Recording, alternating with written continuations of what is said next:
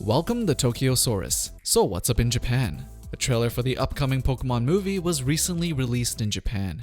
And while many of us expected a Pokemon Sun and Moon movie this year, it turned out to be a movie called Pokemon the Movie I Choose You, which from the trailers seems like it's going to be a retelling of the very first season of the Pokemon anime, where Ash meets Pikachu for the first time and goes through his adventures in Kanto.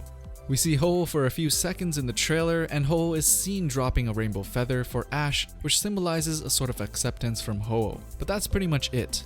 We see Ash in his Kanto clothes, doing Kanto stuff, and since it's the 20th Pokemon movie, they're probably doing some sort of throwback film to celebrate that. If there's one thing we do know for sure about this upcoming movie, is that this trailer or any further trailers of Pokemon movie is not to be trusted. Sure, it looks like it's going to be a retelling or reboot of the first episode or season of Pokemon in full HD glory, but seeing how so many Pokemon movie trailers or promotional material for Pokemon movies has been misleading or sometimes just straight out lied to us on so many occasions before, we can probably expect the movie to be completely different than what is in the trailer.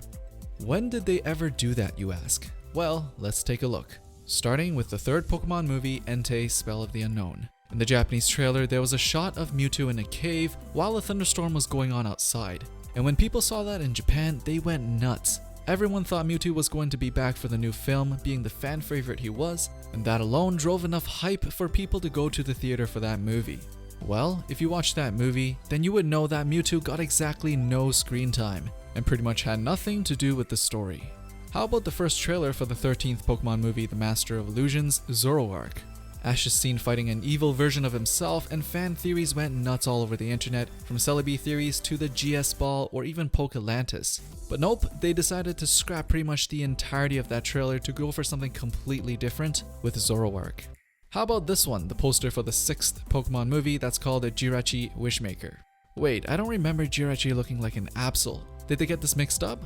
Nope, this was the first poster for the 6th Pokemon movie in Japan, in which Absol obviously was not the main character. Or this poster on Pokemon Ranger and the Temple of the Sea that we see Jackie catching Kyogre with some sort of magical fishing rod.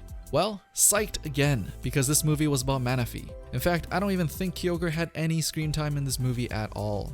More recently, we've seen it happen in the 17th Pokemon movie poster as well. The poster shows us a bunch of Mega Evolved Pokemon with Yveltal in the logo. Compare this to the international poster, which is a much better representation of who were involved in the actual plot of the movie. Only Mega Absol was carried over from the original Japanese poster. Obviously, not every single Japanese Pokemon trailer has been misleading us. But for a series so big, they certainly have a lot of trailers or promos that pretty much tell us nothing, or at other times mislead us into thinking that the movie is going to be about something that it is totally not about.